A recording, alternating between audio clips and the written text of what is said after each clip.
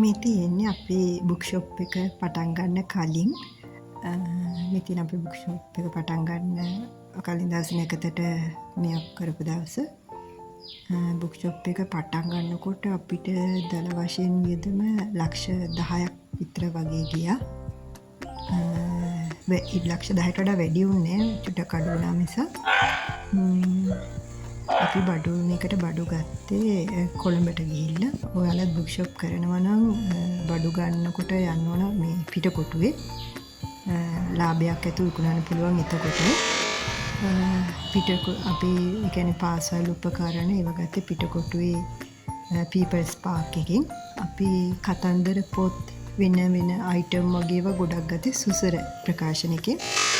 සුසර එකෙන් අපිට කතන්දර පොත් සමහර කතන්දර පොත් වල 150 ඩිස්කවුන්ට් එක ඒගොල්ලෝ දෙනවා. අපි People's Park එකේ ගොඩක් කඩවල ඇවිද්දා අපිට නම් හිතට ඇලුවේ සුසර එක තමයි. ඒකම අපි සෙල්ලම් බඩුත් කරනවා මේ කඩේ. අපි සෙල්ලම් බඩු ගත්තේ පිටකොටුවේ තියෙනවා මාමගේ කඩේ කියලා කඩයක්. මේ කඩේ නම මාමගේ කඩේ. ඒ කඩේ තමයි අපේ බජට් එකට හරියන සෙල්ලම් බඩු තිබ්බේ. ඒ කඩේ සෙල්ලම් බඩු ලෝ ප්‍රයිස් ටිකක් ගාණ අඩුවේ. ඒ වගේම තව ප්‍රසිද්ධ කඩේ තමයි පෙන්ග්වින් කියලා. ඒකේ නම් බඩු ගාණ වැඩි. හැබැයි බඩු කල්පවත්ම තියෙනවා. හැබැයි ගාණ ඉතා වැඩි. අපිට ගෙනහලා ලාභයක් තියාගෙන විකුණන්න බෑ එකෙන් අරගෙන. ඒකින්ද ඔයාලත් මේ ෂොප් එකක් කරනවා නම් මම හිතන්නේ ගැලපෙනම කඩේ මාමගේ කඩේ ගිහිල්ලා බලන්න. ඒ වගේම මේ අපිට මේක කරද්දි ලොකු දැනීමක් තිබෙන්නේ. අපි මේකට ඕන ෆොටෝකොපි මැෂින් එහෙම ගත්තේ පාවිච්චි කරපු එක. මම ඔයාලට කියන්නේ කවදාවත් පාවිච්චි කරපු ඉලෙක්ට්‍රික් බඩු නම් ගන්න එපා.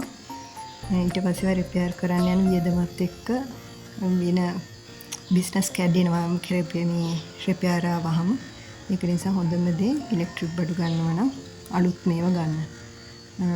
මොකද අපි දැන් ෆොටෝකොපි නවත්තලා තියෙන්නේ. අපිට උන ලොකු වැරද්දක් තමයි අපි පාවිච්චි කරපු එකක් ගත්ත එක. ඒ වගේම අපේ ෆ්‍රීසර් ෆ්‍රිජ් ඔක්කොම අපි පාවිච්චි කරපු ඒවා ගත්තේ. ඒක ලොකු වැරද්දක් කියලා දැන් අපිට තේරෙනවා.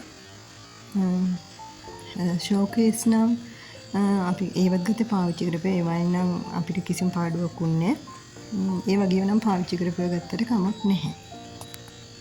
ඔයාලට මේ පේන මේ රැක් එකත් අපි ගත්තේ පාවිච්චි කරපු එකක්. හැබැයි මම ඔයාලට කියන්නේ රැක් ගන්නකොට පාවිච්චි කරපු ඒවා ගන්න එපා. ඒකක් නම් කෙනෙක් ගෙනහල්ලා ඔයාලට කඩේට ගැලපෙන විදිහට හදාගන්න. මොකද අපේ ගොඩක් ඉඩ නාස්ති වුණා ඒ ඔයාලට පිටිපස්සේ පේන රැක් එකකින්ද. ඒ කියන්නේ අපි කඩේට ගැලපෙන්නේ නැහැ. ගොඩක් ඉඩ නාස්ති වීමක් උනේ මේ ඒක අපිට වෙන කෙනෙක් ගෙනලා හදනකොට ලොකු මිදලක් ගියා. අපිට අලුතින්ම අපේ කඩේට ගැලපෙන විදිහ එකක් හදාගන්න තිබ්බා ඒ සල්ලි වලින්. ඒ වගේම බුක් ෂොප් වල වැඩිපුරම යන්නේ පොත් කස්ටමර්ස්ලා ඉල්ලන්නේම ඇට්ලස් තමයි. ඒකින්ද වෙන જાතිය පොත් වලට යන්න එපා ඇට්ලස්ම ගන්න. ඇට්ලස් බඩුම තමයි එන අය ඉල්ලන්නේ. ඇට්ලස් කම්පැනි එකෙන් එනවා. මේ බුක් ෂොප් හාගෙන එනවා ඇට්ලස් කම්පැනි. ඒගොල්ලෝ ඇවිල්ලා අපේ බඩු ලිස්ට් එක අරගෙන එයාලා ඩිලිවර් කරනවා. වල කඩේ මුලින් පටන් ගනිද්දී නම් ඉතින් එහෙම හොයාගන්න බැරි හින්දා මුලින් පටන් ගන්නවා නම් පිටකොටුවෙන් ගිහිල්ලා ඒ බඩු හැම එකම ගන්න. ඊට පස්සේ ඇට්ලස් බඩු ගන්නන වලට පිටකොටු යන්න ඕනේ. එයාලගේ නියෝජිතව එනවා. සති දෙකකට සැරයක් වගේ එනවා. අනිත් බඩු ගනිද්දී නම් හොඳම දේ පිටකොටුවට ගිහලා ගන්න එක. එහෙම බැරි වුණත් බඩු ගෙනියන වාහන වලින් එනවා බඩු දාන්න කඩවල වලට. එයාලත් ලාභයක් තියාගෙන තමයි දෙන්නේ. අපි මේ කඩේ පාසල් උපකරණ විතරක් කරන්නේ. අපි වෙන බයිට් ෂෝකේස් එකක බයිට් ඉක්මනවා. ඒකත් ගොඩක් ලාභදායී ව්‍යාපාරයක්. මේ ෂෝකේස් එකට නම් අපිට ලක්ෂයක් විතර ගියා. ඒකට මේක ගොඩක් ලාභදායී ව්‍යාපාරයක්.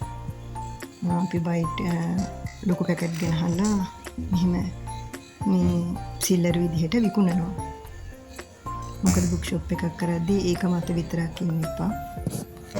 බුක් ෂොප් එකක් කරද්දී තව දේවල් ඒ කඩේ කරන්න. මොකද නැත්නම් කරන්න අමාරුයි. හොඳම දේ බුක් ෂොප් එකක් කරන්න හොඳම තැන ඉස්කෝලයක් හරි ටියුෂන් ක්ලාස් හරි ළඟ තමයි. එතකොට තමයි හොඳ සේල් එකක් තියෙන්නේ.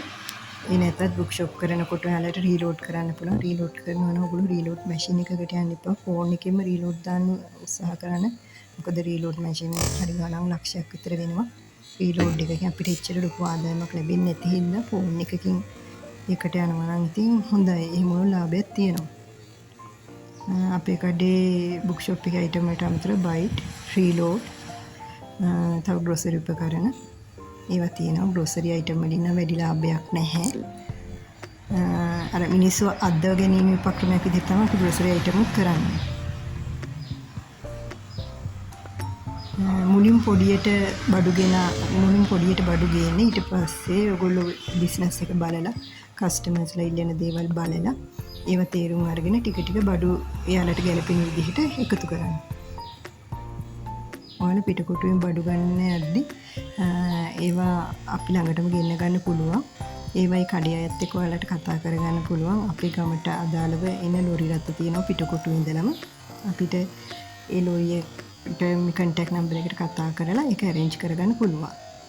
මේ පිටකොටුවේ කඩවල වල අය දන්නවා ඒ ගැන.